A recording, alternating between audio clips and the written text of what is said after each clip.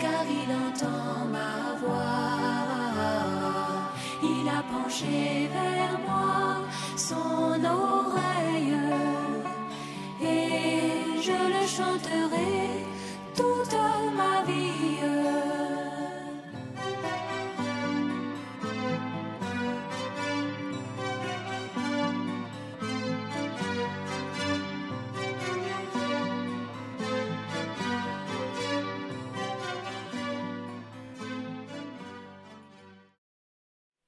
Frères et sœurs, que Dieu nous bénisse.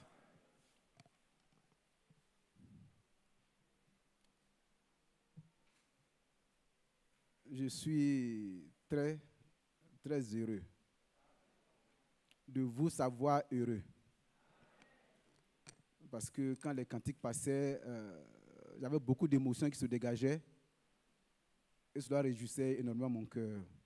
Frère David, que Dieu te bénisse. Quand on a abordé le dernier cantique, j'ai pensé au frère Isaac.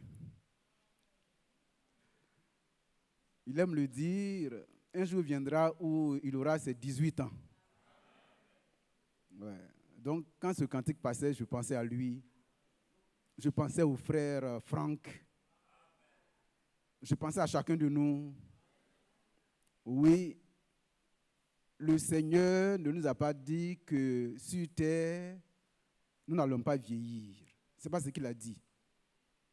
J'en veux pour preuve ce qu'il a dit dans sa parole. Il nous prend en charge dès notre origine jusqu'à notre vieillesse. Cela veut dire que le processus de vieillissement fait partie depuis que le péché est venu. Mais quand Christ est venu, il a mis fin à la vieillesse nous concernant. Alors, c'est ce qui nous est rappelé par le cantique. Je demande au frère Begui Jacques de venir, il va prier pour la parole que nous allons dire. Juste avant qu'il n'arrive, revenir rapidement sur une chose que j'ai dite avant ma longue absence, c'était que quand quelqu'un était en train de parler, si quelqu'un n'était pas d'accord, il pouvait se lever pour dire qu'il n'était pas d'accord. Cela a amené un de mes enfants, le frère Somaïen, à crier directement d'ici, « C'est pas la parole ». En fait, le frère Franck l'a dit, faisant référence à quoi? Quand le frère Mathias est venu, il a même rectifié pour dire voilà ce que ça voulait dire. Et je vous le lis. Nous prenons 1 Corinthiens 14 à partir du verset 29. Il est écrit, et je lis, si les frères de la régie peuvent m'aider pour que chaque fois ça puisse apparaître sur l'écran, c'est assez facile pour nous par rapport au micro. Il a écrit, je lis, pour ce qui est des prophètes, que 2 ou 3 parlent et que les autres jugent. La suite. Et si un autre qui est assis a une révélation, que le premier se taise. Cela veut dire que s'il est en train de prophétiser, que l'autre a une révélation particulière, lui il peut venir. Mais car vous pouvez tous prophétiser successivement afin que tous soient instruits et que tous soient exhortés. Les esprits des prophètes sont soumis aux prophètes. Car Dieu n'est pas un Dieu de désordre, mais de paix. Comme dans... Donc de paix, c'est bon. Que Dieu nous bénisse. Ça, c'est une autre idée qui commence comme ça. C'est comme dans toutes les églises que les femmes se taisent. Ce n'est pas ça. Ça, on s'arrête à paix. Donc, c'est l'information que vous voudrez porter. C'est ce que j'ai voulu dire. Que Dieu nous bénisse. Frère Jacques, tu peux venir, s'il te plaît.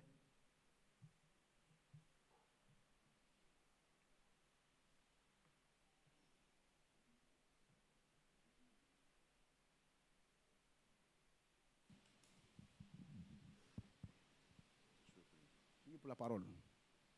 Seigneur, notre Dieu, notre Père,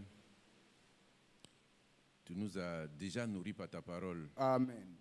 mais on n'est jamais rassasié de ce qui est bon. Permets qu'au travers de ton serviteur, Frère Hendry, ton évangile éternel soit encore annoncé. Amen. Donne-lui toutes les dispositions utiles. Donne-lui aussi l'intelligence, la sagesse. Amen. Permets qu'il parle de ta part. Amen. Parce qu'aujourd'hui, ce n'est pas des explications que l'Église a besoin, mais l'Église a besoin de la parole de Dieu. Amen. Et nous savons que tu les as appelés à cette tâche. Donne-lui plus d'onction. Nous aussi qui écoutons, que nous soyons loin, afin que nous puissions écouter comme tu veux. Et après avoir écouté, donne-nous aussi la compréhension pour mettre cette parole en pratique. Amen. Notre Dieu, nous sommes à la fin. Tu sais que si tu n'aides pas l'Église, il n'y a personne qui pourra aider l'Église. Non. Mais si toi, tu décides de faire un travail, aucun ne pourra s'opposer. Amen. C'est pourquoi bénis ton serviteur, bénis l'Assemblée, parce que nous faisons cette prière dans le nom de Jésus-Christ. Amen. Amen. Que Dieu te bénisse. Le frère l'a dit dans sa prière. J'avoue que j'étais assis dans la salle des anciens et quand j'ai fini d'écouter le frère Franck, il dit, n'eût été le résumé, on devait simplement prier, dire Amen et puis rentrer. Pour ruminer ce qui nous a été donné ce matin. Je vais donc faire juste un petit résumé, dire juste quelques petites choses et puis on va prier. Que Dieu nous bénisse.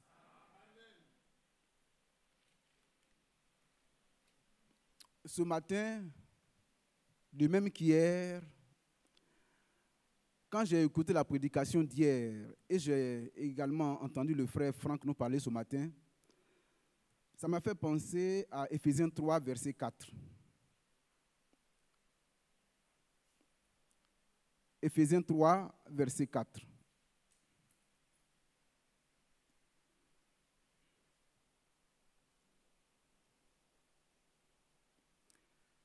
Et je lis, en les lisant, vous pouvez vous représenter l'intelligence que j'ai du mystère de Christ.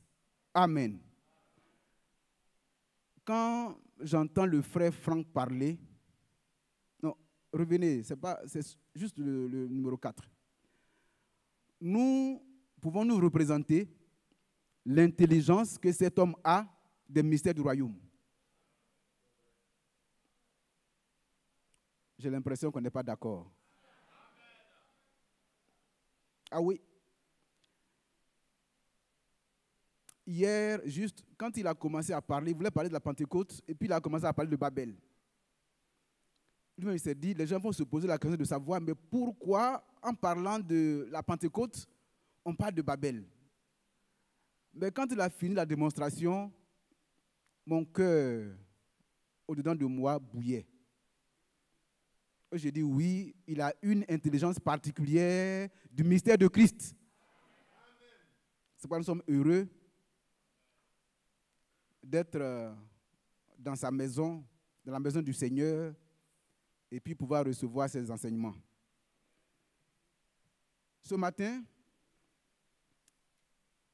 après la lecture d'introduction,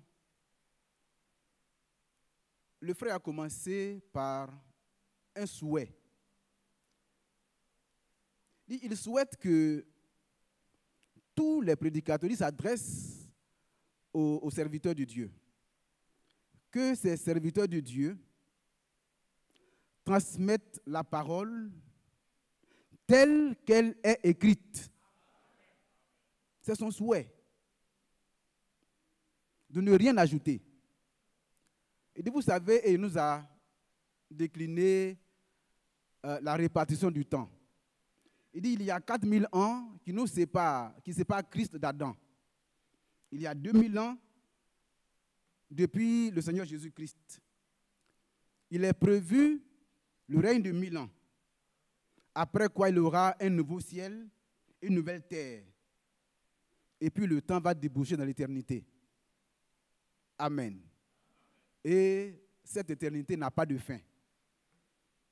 Il nous l'a rappelé et il revient rapidement sur la parole d'introduction pour nous dire ceci.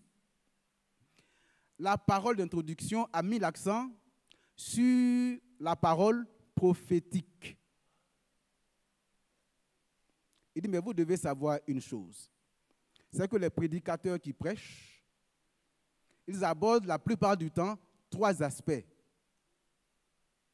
Il y a l'aspect évangélique, il y a l'aspect doctrinal, où il y a l'enseignement qui est porté, et puis il y a l'aspect prophétique. C'est sur l'aspect prophétique que la parole d'introduction a mis l'accent dans l'intervention. Et il va terminer par dire, le temps de vivre notre préparation est là devant nous. C'est-à-dire que nous entendons la parole prophétique, nous devons tout faire pour nous préparer pour ce que la prophétie a annoncé. Il va venir ensuite là-dessus pour nous expliquer. Nous devons nous préparer. Alors, dans la continuité, il prend soin de nous dire également que ceux qui se préparent là, c'est ceux qui sont établis dans la filiation avec le Seigneur Jésus. C'est vous et moi qui sommes établis dans la filiation avec Dieu. Et c'est nous qui avons accès à la parole prophétique. Et alors, en continuant, il prend Romains 1. Romains 1, et on lit les premiers versets 1 et 2 pour nous mettre en garde. Bien entendu, en rappelant ce que Paul dit de lui-même et la mission qui lui a été donnée. Il dit, lui, Paul, il a reçu un appel divin et une mission divine. Mais ce qui nous est dit à nous, les prédicateurs, à ce niveau-là, c'est de ne pas être prédicateur si on n'a pas reçu d'appel divin. Que Dieu nous bénisse. Ah oui, les prédicateurs, pour être fidèles et transmettre la parole comme lui le demande, doivent être appelés et envoyés. L'apôtre Paul peut se frapper la poitrine. Il dit, moi, Paul, serviteur de Jésus-Christ, appelé à être apôtre, mis à part pour annoncer quoi? L'évangile de Dieu. Ça, c'est la part qui concernait Paul. Mais en même temps, il revient au peuple. C'est-à-dire, dans le même verset, en expliquant, il nous montre ceci. C'est que tout, comme nous sommes dans la parole prophétique, tout ce que la prophétie a annoncé dans l'Ancien Testament, c'est accompli dans le Nouveau Testament. Pour apporter la preuve qu'il y a une concordance entre l'Ancien Testament et le Nouveau Testament, et que les prophéties qui ont été annoncées dans l'Ancien Testament trouvent leur accomplissement dans le Nouveau Testament. Ainsi, avant que le Seigneur ne vienne, il y a eu 54 réalisations des prophéties qui avaient été annoncées dans l'Ancien Testament dans le Nouveau Testament. C'est pour que le peuple prête attention. Parce que le frère va nous dire, prenez chaque parole à cœur. C'est pour que nous sachions que si nous sommes dans la parole, nous sommes au temps prophétique et que la parole prophétique est annoncée, nous devons prêter attention à chacune des paroles annoncées. Cela nous est utile. C'est pourquoi précédemment je vous ai dit, nous devons vivre notre préparation. Il n'y a pas de confusion. C'est vrai que les exégètes, les gens qui aiment s'opposer, les contempteurs, ils peuvent trouver des éléments de contestation.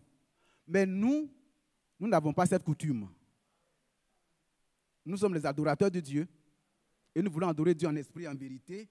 Et nous savons que dans la parole, l'Ancien et le Nouveau Testament s'accordent à 100%. La parole prophétique, donc, comme c'est annoncé ensuite dans 2 Pierre,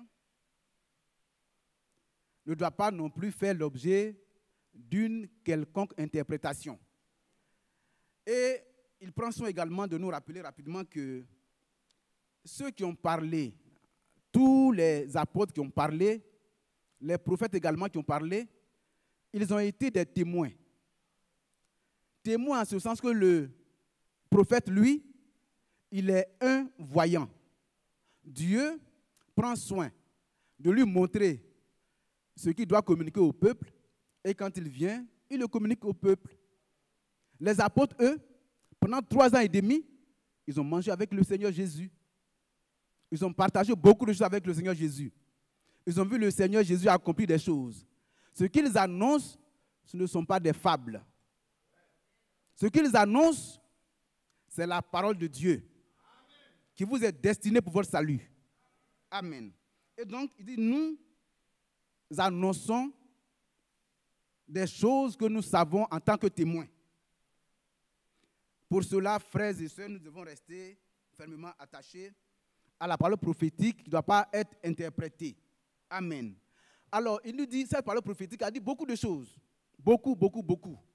Et il est venu sur 2 choses principales qui nous concernent. Il dit, vous savez, dans Malachie 4, Malachie, en tant que prophète, a fait des annonces. Quand il a fait les annonces, ce qui a été annoncé par Malachie, dans le Nouveau Testament, s'est accompli.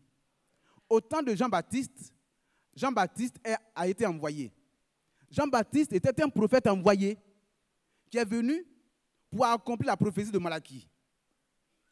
En notre temps, toujours pour accomplir la même prophétie, le frère William Marion Branham a été envoyé. Et qu'est-ce qu'il dit? Il dit, Branham était un prophète promis, directement mandaté pour porter le message et nous ramener au commencement. Amen. C'est ce que le frère Branham est venu faire. Mais tout à l'heure, j'ai évoqué le frère Franck. C'est un homme humble. Il a une parfaite intelligence de la parole et il évoque son nom après, mais avec beaucoup d'humilité. Il dit, le frère Branham était un prophète promis, mandaté pour annoncer l'évangile et nous ramener au commencement. Il n'était pas un réformateur, mais il était un prophète. Et le prophète avait donc pour mandat de remettre la parole qui avait été voilée sur le chandelier. Et c'est ce que nous avons entendu.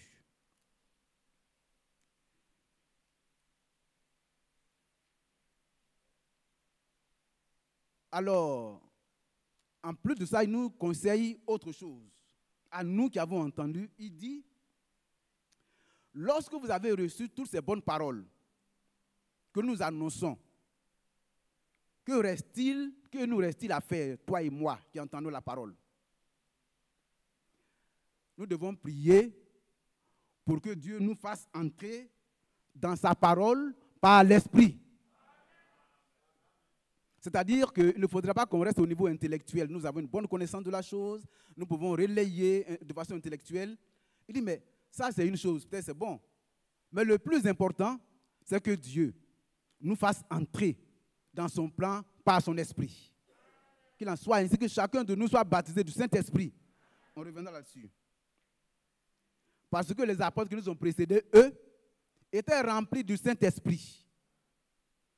Et ils ont été conduits dans toute la vérité. Et donc toi, pour que tu puisses te tenir dans toute la vérité, il faut que tu sois conduit par l'Esprit de Dieu. Il faut que tu sois baptisé.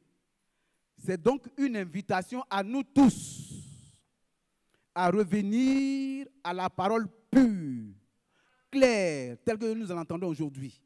C'est pourquoi nous sommes interpellés, nous particulièrement. Une parole sans interprétation. Ainsi, les croyants vont parvenir à la connaissance.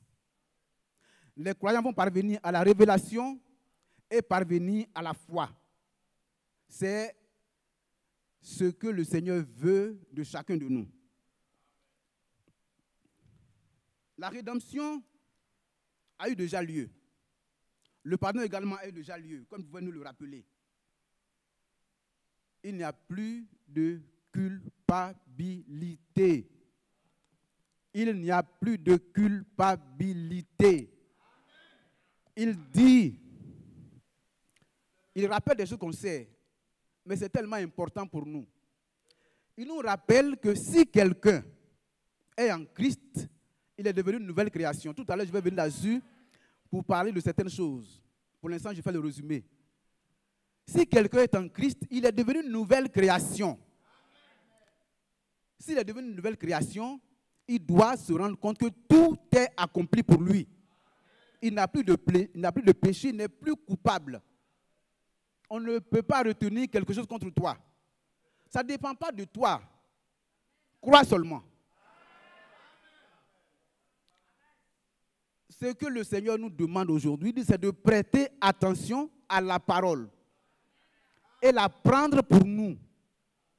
Vous la prenez pour vous, l'impact de cette parole va se voir dans votre vie. Parce que le Dieu que nous adorons est un Dieu qui parle. Quand il parle, la parole sort.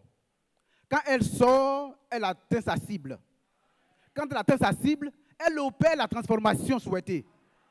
Après, elle revient au Seigneur.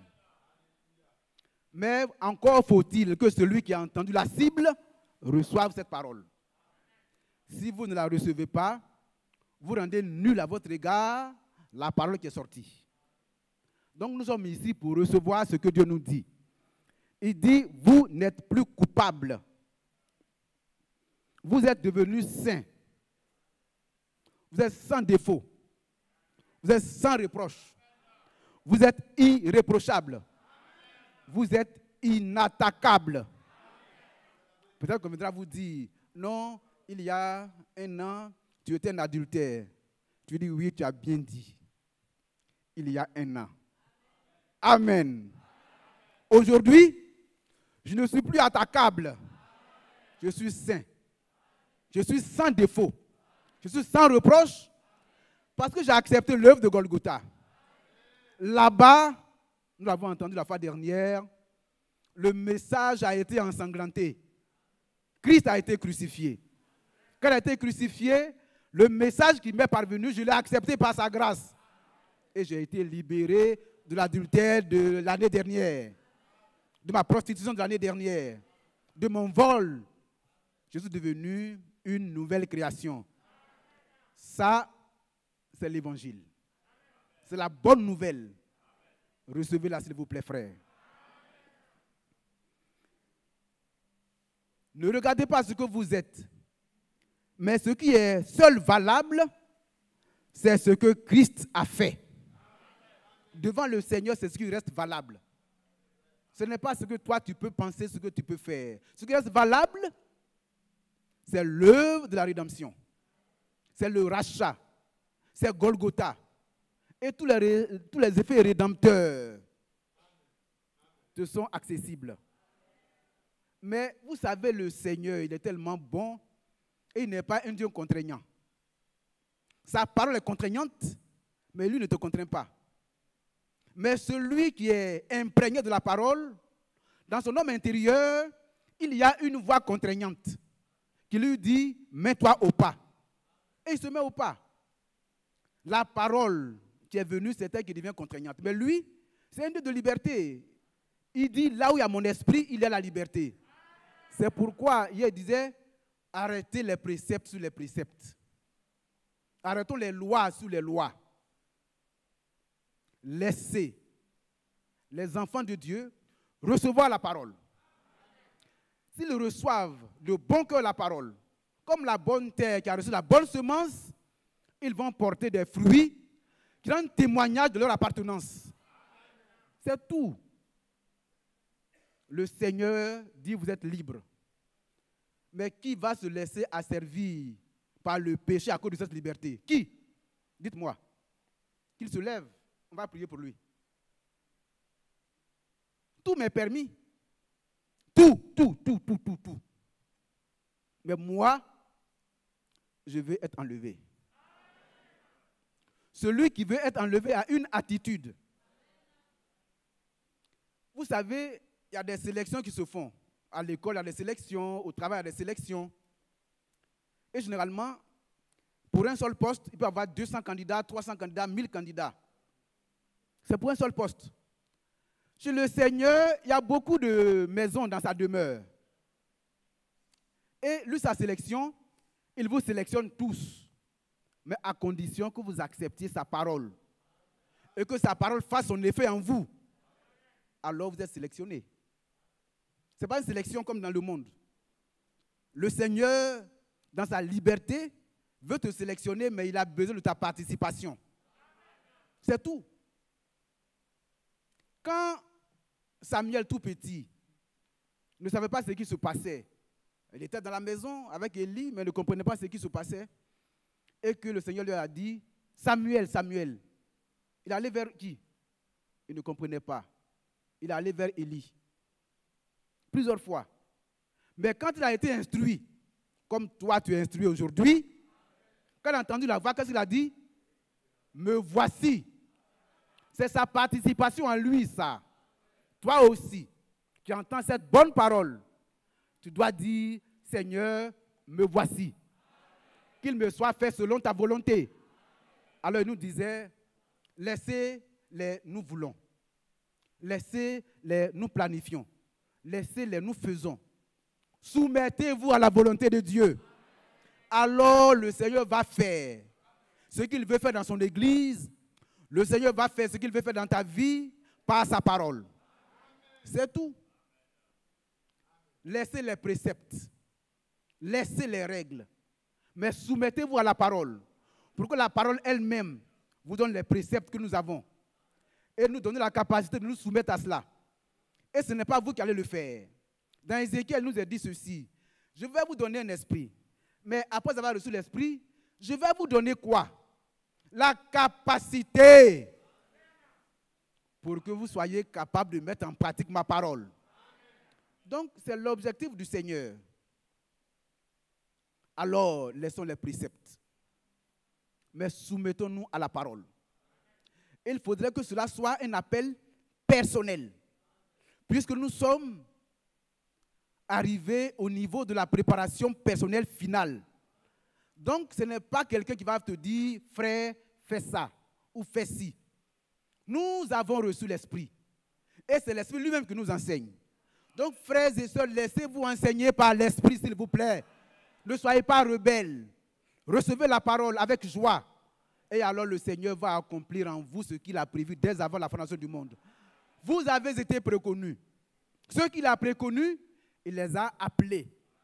Ceux qu'il a appelés, il les a justifiés.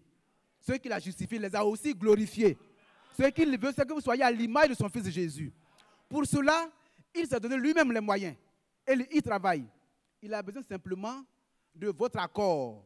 Parce que vous avez le libre arbitre. Vous pouvez dire non. Mais comme il est un Dieu bon, miséricordieux, dit, ne dis pas non, dis oui. Car devant toi, j'ai placé quoi et quoi? La vie et la mort, le bien et le mal, la bénédiction et la malédiction. Mais toi, toutes les fois que tu seras confronté à une situation, quelle qu'elle soit, s'il te plaît, choisis la vie. Choisis la bénédiction. Choisis le bien. L'ennemi viendra s'interposer. Mais ne te préoccupe pas de l'ennemi. À Golgotha, je l'ai vaincu. Je suis descendu dans les profondeurs, j'ai libéré ceux qui étaient dans la captivité là-bas. Donc, je suis en toi. Et toi, c'est comme je suis en toi, tu n'as pas de crainte à avoir. Je suis plus grand que celui qui est dans le monde. Frère, ne te préoccupe de rien. Le Seigneur est à l'œuvre dans ta vie. Accepte seulement, soumets-toi à la parole. Pas de contestation. Sois soumis. Pourquoi? Ceux qui sont dociles, la Bible a réservé les bonnes productions du pays. C'est quoi? C'est l'enlèvement aussi. C'est les noces de l'agneau. C'est le règne de 1000 ans. Mais voici les bonnes choses dont on veut jouir. Mais toi, tu vas dire quoi? Non, Ndri crie. Laisse Ndri crier. Mais toi, avant de quitter la maison, prie pour que quand Ndri va crier, cela annonce l'évangile éternel. pour que ça se fasse du bien. Amen. Le Seigneur lui-même est à l'œuvre. C'est lui qui va achever son œuvre. Et il nous dit de prêter attention. Parce que la rédemption a eu lieu. Vous êtes irréprochables. L'ennemi va se tenir à la porte pour dire, tu as péché, tu as fait ceci, tu as fait cela. Tu dis, oui, Satan, c'est ton rôle. Mais arrière de moi, tu n'as plus rien à moi. J'ai donné ma vie au Seigneur Jésus. Et depuis ce temps-là, c'est lui qui conduit ma vie. Je suis devenu une nouvelle création qui ne veut plus s'allier à ce qui n'est pas de Dieu. Et je vais revenir un peu là-dessus tout à l'heure. Je vais terminer rapidement. Nous sommes la troupe des premiers-nés. C'est vous, c'est moi. C'est le Seigneur qui l'a décrété. Et à ça, on dit oui et amen. À moins que tu veuilles te soustraire. Mais des gens qui se lèvent le matin, viennent s'asseoir ici pendant près de 2 heures, 3 heures, 4 heures, 5 heures, non, ils n'ont pas l'intention de se soustraire, bien le contraire. Ils veulent être des participants. Soyez des participants, frères et sœurs. Soyons des participants. Dieu a dit, il s'est donné les moyens de faire de vous les premiers-nés. Il vous a donné le droit d'aînesse. S'il vous plaît, et cela s'adresse à nous, dans les situations difficiles dans lesquelles on peut se retrouver, jamais ne vendez vos droits d'aînesse. Quoi que cela puisse vous coûter. Je m'inclus, ne vendons jamais notre droit d'aînesse. C'est le Seigneur qui nous l'a donné. Nous devons en jouir. Et le Seigneur fait cela, toutes ces choses, au travers de sa parole. C'est pourquoi le bien-aimé frère nous conseille de relire tous ces passages bibliques. Il dit, relisez ces passages bibliques. Relisez-les, ça va vous faire du bien. Et quand vous allez devant le Seigneur, pour demander, je vais abréger, je pense que j'ai dit beaucoup de choses concernant ce qu'il a dit ce matin. Demandez au Seigneur de vous accorder ce qu'il a promis. C'est par son esprit qui travaille. Demandez-lui de vous l'accorder. Il dit, mais ne le faites pas de façon à la volée. Mais que cela soit un désir profond de votre cœur. Un cri du cœur. Le Seigneur qui voit dans le secret va entendre et va répondre. Amen. Que Dieu nous bénisse. Je vais revenir rapidement sur Ésaïe 53, dont il avait parlé la fois dernière. Ésaïe 53, de 1 à 10. Quand on lit Ésaïe 53, qui a cru à ce qui nous était annoncé? Qui a reconnu le bras de l'Éternel? Il s'est élevé devant lui comme une faible plante, comme un rejeton qui sort d'une terre desséchée. Il n'avait ni beauté ni éclat pour attirer nos regards, et son aspect n'avait rien pour nous plaire.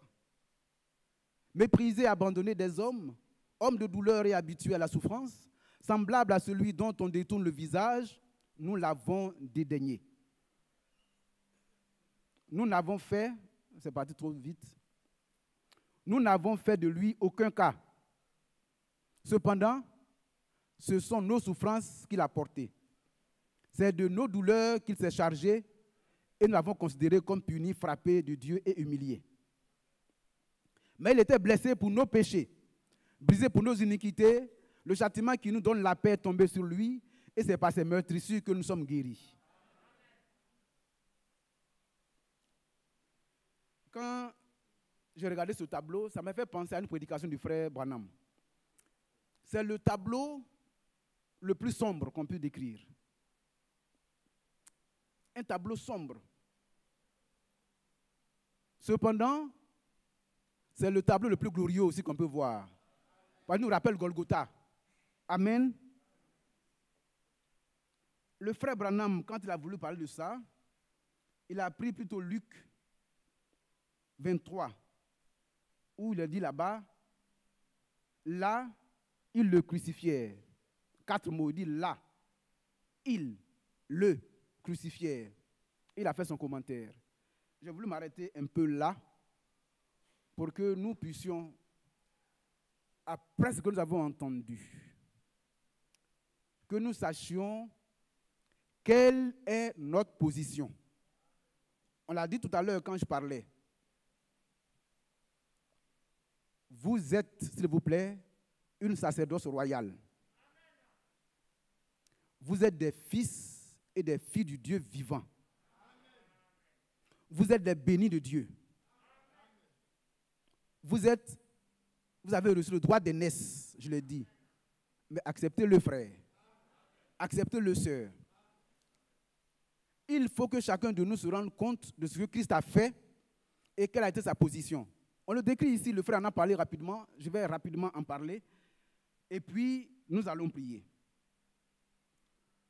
Il dit, vous savez, nous qui sommes là aujourd'hui, qui entendons cette parole, nous devons être mis à part pour servir le Seigneur de la bonne manière, afin de ne pas participer aux œuvres des ténèbres. Il dit, là, mais où cela s'est-il passé? Il dit, cela s'est passé dans la ville la plus sainte, la cité la plus religieuse. Aujourd'hui, on dirait, cela s'est passé où? À l'église d'Abidjan. Ceux qui reçoivent la parole, qui souvent même se glorifient. Nous avons la bonne parole, nous avons le message révélé, la parole de la fin des temps, le mouvement de l'esprit est en cours et nous sommes inscrits, nous sommes insérés dans ce mouvement de l'esprit. Mais c'est là, en ce lieu-là, que les choses les plus affreuses se sont déroulées. C'est là-bas que le Seigneur a été crucifié. C'est là. Alors je veux attirer notre attention. Je vais continuer pour rapidement arriver là où je veux en arriver. Il c'est qui? C'était ceux qui étaient considérés être les dépositaires de la parole, de la loi, les dignitaires, les bien-aimés du Père. C'est ceux-là. Ceux qui ont la parole. C'est toi, quelque part. C'est moi, quelque part. C'est ceux-là qui ont posé cet acte. Qu'est-ce qu'ils ont fait? Ils ont mis à mort le Seigneur de la manière la plus affreuse possible, la plus ignominieuse. Et ce qui a été concerné, c'est le Seigneur. Donc le frère Branham dit, là, ils le crucifièrent. Alors je reviens à nous, pour faire le parallèle avec nous-mêmes. Frères et sœurs,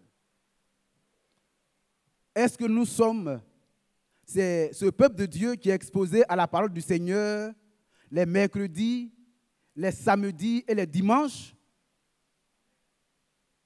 Je repose la question. Êtes-vous ce peuple qui est exposé à la parole de Dieu les mercredis, les samedis et les dimanches? Plusieurs ne se sentent pas concernés.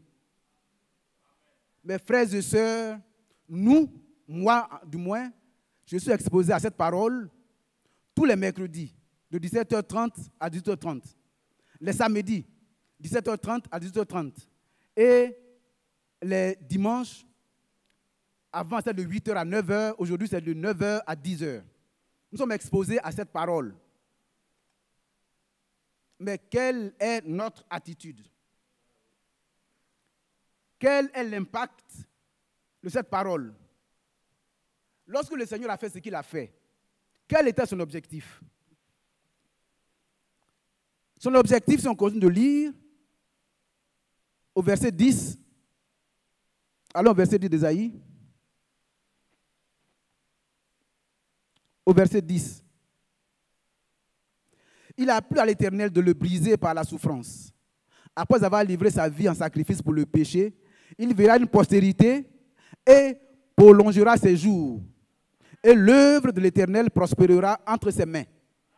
Ce que le Seigneur veut faire, et c'est pourquoi le frère Franck, malgré son âge et vertu, a parlé régulièrement, c'est pour que le Seigneur puisse avoir une postérité qui soit en tout point identique au Seigneur. C'est son objectif. Pourquoi il a accepté de mourir comme il est mort? Il avait le pouvoir de dire non, je ne meurs pas. Parce que quand Pierre a voulu s'exhiber en prenant l'épée pour ôter l'oreille de Malchus, il lui a dit quoi? Il dit, Pierre, ce n'est pas une question de muscle, ce n'est pas une question d'épée, mais c'est une question d'accomplir la parole de Dieu pour le salut. C'est tout. Donc, range ton épée. C'est-à-dire que le Seigneur aurait pu dire qu'il ne mourrait pas à la croix. Mais on l'a lu, c'est pour toi qu'il est mort. Tu le méprises par ta conduite. C'est pour toi. Son désir, son souhait, c'est qu'il puisse prolonger ses jours en toi. Mais comment cela se peut-il? Ça ne peut se faire que si tu te laisses toi-même être modelé et être introduit dans ce qui se fait par l'Esprit de Dieu. Et nous devons y travailler. Il a dit, les disciples, eux, ont été baptisés du Saint-Esprit et ont été conduits dans toute la vérité. Mais toi qui marches, tu dois également être conduit dans toute la vérité parce que tu fais partie de la troupe des premiers-nés. Et les premiers-nés, c'est eux leur travail. Alors je continue. On prend Éphésiens 5. Éphésiens 5. Au verset...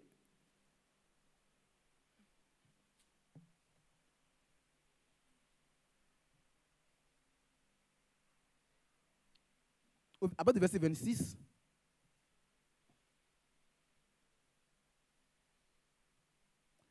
Afin de la sanctifier par la parole, après l'avoir purifiée par le baptême d'eau, continue, afin de faire paraître devant lui cette église glorieuse, sans tache, ni ride, ni rien de semblable, mais sainte et irrépréhensible. Amen. Tout à l'heure, nous l'avons entendu. Vous êtes saints. Vous êtes sans défaut. Vous êtes sans reproche. Vous êtes irréprochables et inattaquables. C'est l'objectif du Seigneur. C'est pourquoi il est monté à la croix, il a souffert comme ça. Que ce sombre tableau nous a été dépeint. Mais ce que je veux dire, cela a été dit. Mais toi, regarde dans ta vie aujourd'hui ce que tu fais. Je vais rapidement revenir un peu là-dessus. Il continue pour nous dire que toi et moi, nous devons participer à la construction de la maison du Seigneur. Nous devons participer à bâtir la maison du Seigneur. Nous devons faire partie du corps de Christ. Mais les maisons habituelles, comment est-ce que ces maisons sont construites? Elles sont construites avec des pierres. Mais anciennement, ces pierres étaient faites comment? C'est des pierres, une fois qu'elles avaient été préparées, qu'on mettait au feu. Quand on les mettait au feu, le feu les purifiait et les solidifiait. En sorte que quand on prenait pour bâtir la maison de Dieu, ça devenait pour bâtir une maison, la maison devenait solide. Amen. Le Seigneur nous dit par la bouche de l'apôtre Pierre que nous sommes des pierres vivantes. Mais ces pierres-là, pour qu'elles soient des pierres vivantes, il faut qu'elles soient bâties du Saint-Esprit. C'est une promesse que le Seigneur nous a faite. C'est pourquoi nous devons nous soumettre à la parole, à toute la parole. Et c'est pourquoi la parole aujourd'hui est annoncée telle qu'elle est annoncée. Toi, laisse-toi insérer dedans. Alors le Seigneur va accomplir en toi, comme je l'ai dit tantôt, ce qu'il a promis de faire. Et alors ce qu'il a promis, qu'il va baptiser d'esprit et de feu, cela va se faire. Pourquoi? Pour que ce qui n'est pas normal soit consumé. Que tout soit consumé et que tu sois rendu solide et fixé solidement. Sur quoi? Sur le Seigneur Jésus-Christ. Lui-même qui est la pierre angulaire. C'est le travail du Seigneur. C'est à cela que tu es invité. Et c'est pourquoi le Seigneur a souffert comme il a souffert. Pour que toi, tu sois appelé. Que tu reconnaisses ce qu'il est en train de faire et que tu te laisses insérer simplement et qu'il achève en toi son œuvre. Amen.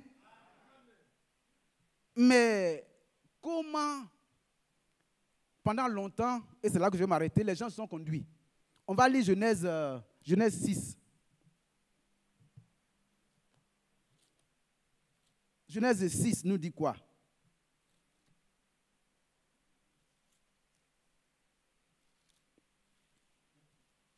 Genèse 6.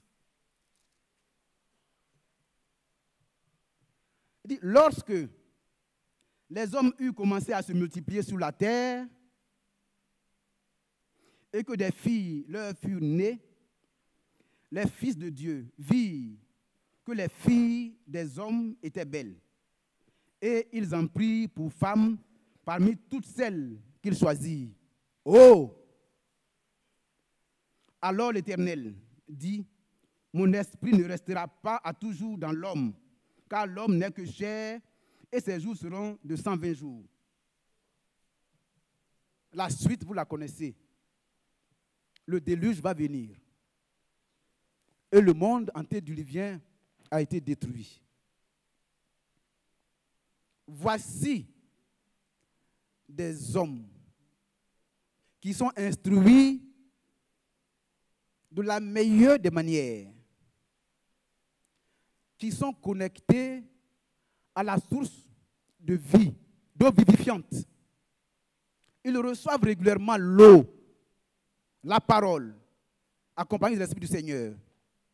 Ils ont vu tous les miracles qui se sont accomplis dans leur vie personnelle, comme ce que le frère Branham raconte dans son témoignage et dans beaucoup d'autres témoignages que nous avons.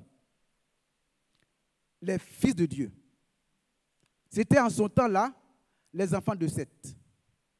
Ces enfants de Seth, ils étaient de la lignée d'Adam. Des enfants sages, nobles, intelligents, jolis, beaux. Ils avaient tout. Mais c'est vous, frères. Vous êtes une race royale. Vous êtes des sacrificateurs du Seigneur. Mais c'est Dieu qui t'élit pour être sacrificateur. Tu comprends? L'élection de Dieu, c'est une élection parfaite. Donc, c'était des enfants parfaits. Et qu'est-ce qu'ils vont faire?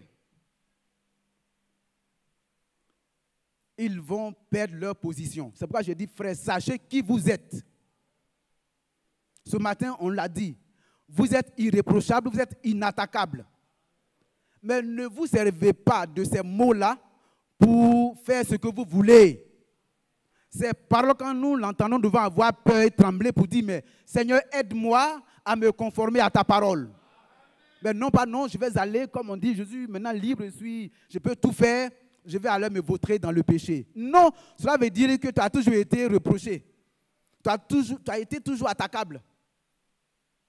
Tu as été toujours reprochable. Mais là, quand tu entends, on dit la grâce de Dieu sous le salut a été manifestée. Mais qu'est-ce qu'elle nous enseigne à faire? À renoncer à l'impiété, au convoitisme mondaine. Donc quand tu entends que tu es irréprochable et inattaquable, tu dis, oh Seigneur, j'ai une position élevée. Je ne mérite pas.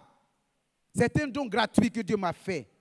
Seigneur, comme tu l'as annoncé, qu'il me soit fait selon ta volonté, que je sois capable de marcher dans tes voies. C'est tout. Et eux, ils ont perdu leur position. Ils ont oublié qu'ils sont des fils de Dieu. Et qu'est-ce qu'ils ont fait? Ils ont regardé par la fenêtre. Et qu'est-ce qu'ils ont vu? Ils ont vu les fossiles. Ils ont vu les rouges à lèvres. Ils ont vu les mini-jupes. Ils ont vu les jeunes filles en pantalon. Ils ont vu les jeunes filles en culotte. Ils ont vu des filles en short. Ils ont vu des collants. Ils ont vu des faux ongles.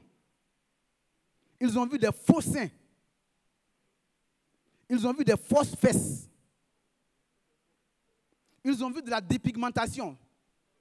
Ils ont laissé leur vraie peau et ils ont fait quoi? Ils ont accepté le faux. Ils ont adhéré au faux. Oh Seigneur. C'est les fils de Dieu. Des fils de Dieu. De la race sainte. De la race noble. Frères et sœurs. Les assemblées de Dieu ne reçoivent pas ce que vous recevez. Les baptistes ne reçoivent pas ce que vous recevez. Les méthodistes ne reçoivent pas ce que vous recevez. Je peux encore en citer. Mais qu'est-ce que tu fais de ta position de fils de Dieu? Alors c'est les prêtres du corps qu'ils ont regardé.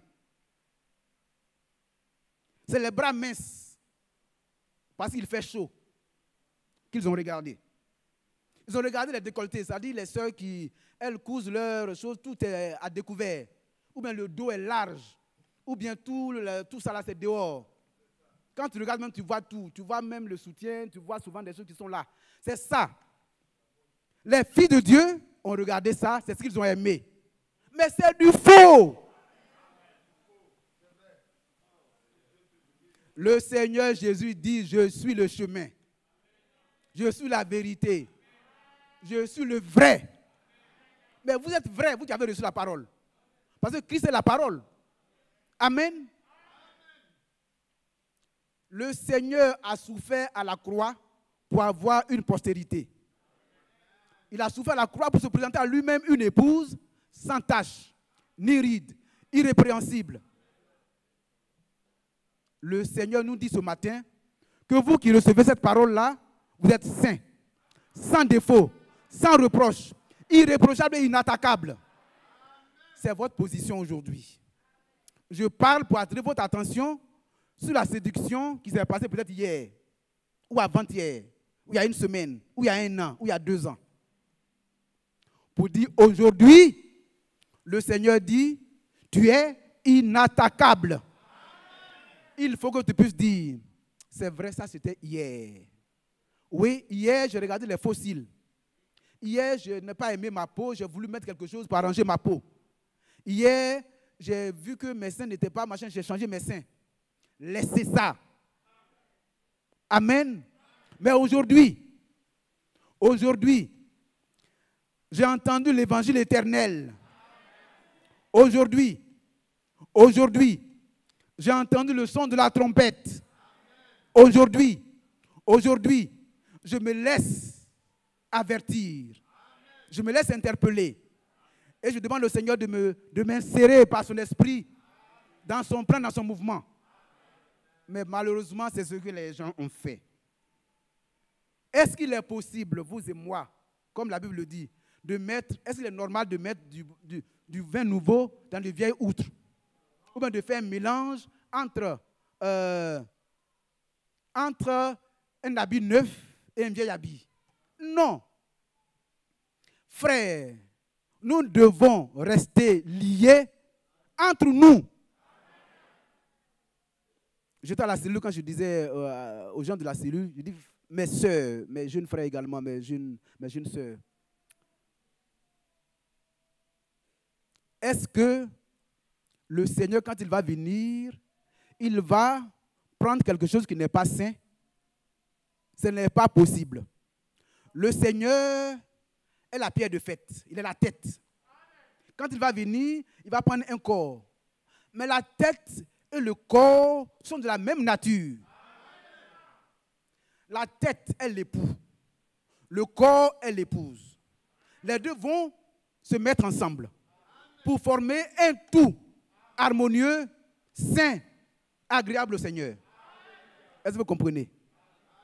Alors quand mes enfants m'ont dit, papa, pourquoi ne veut-on pas que nous, les jeunes filles, nous puissions nous marier avec d'autres personnes? Je leur ai dit, prenons Néhémie. Néhémie 13. Néhémie 13. Verset 25. Néhémie 13, verset 25. Rapidement.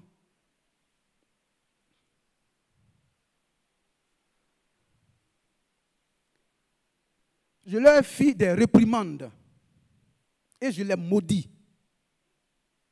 J'en frappai quelques-uns. Je leur arrachai les cheveux.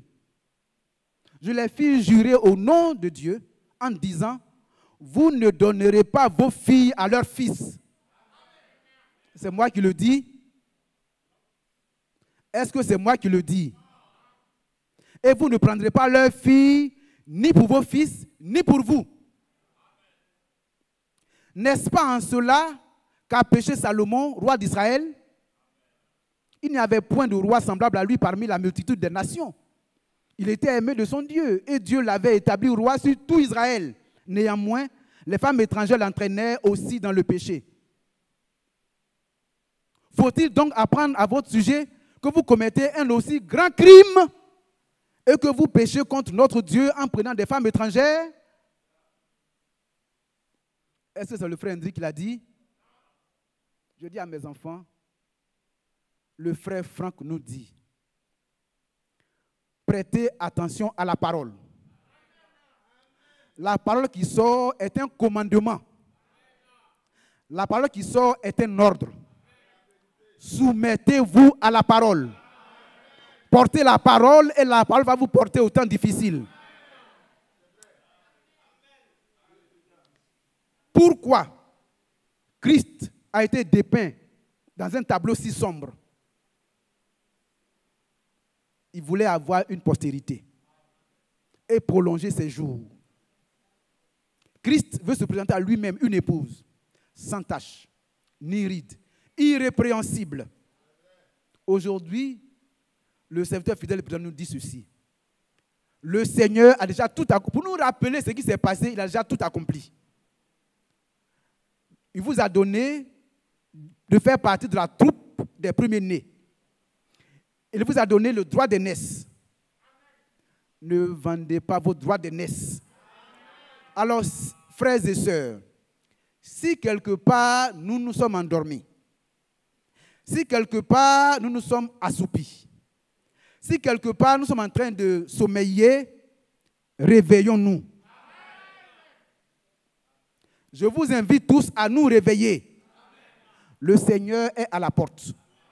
Il n'allait pas faire ce qu'il est en train de faire aujourd'hui si le temps n'était pas fini. Le frère, vous qui avez écouté la capsule, et j'ai tellement aimé ça, le frère Batas dit, nous sommes dans le temps de la patience de Dieu. Frère, que Dieu te bénisse. Nous sommes dans le temps de la patience de Dieu. Le temps est fini. Nous sommes à la fin de la fin des temps. Le Seigneur est à la porte, il revient bientôt. Nous qui avons été instruits, qu'il a souffert pour nous, s'il vous plaît, ne le méprisons pas. Conduisons-nous comme des fils et des filles de Dieu qui sont passés des ténèbres à la lumière. Qui se laissent conduire simplement par la parole de Dieu. Et le Seigneur dit, si vous, pour ne pas avoir la force, mais si vous vous soumettez à lui, à sa volonté, il fera en vous tout ce qu'il a promis de faire par sa parole. Il va vous perfectionner. C'est pourquoi il a commencé en vous cette bonne œuvre. Et la Bible dit ceci. Paul, il dit, je suis persuadé que le Seigneur Jésus qui a commencé en vous cette bonne œuvre l'amènera à son achèvement. Toi, sois docile. Si tu es docile, tu vas tout recevoir. Le temps est trop avancé. Que Dieu nous bénisse.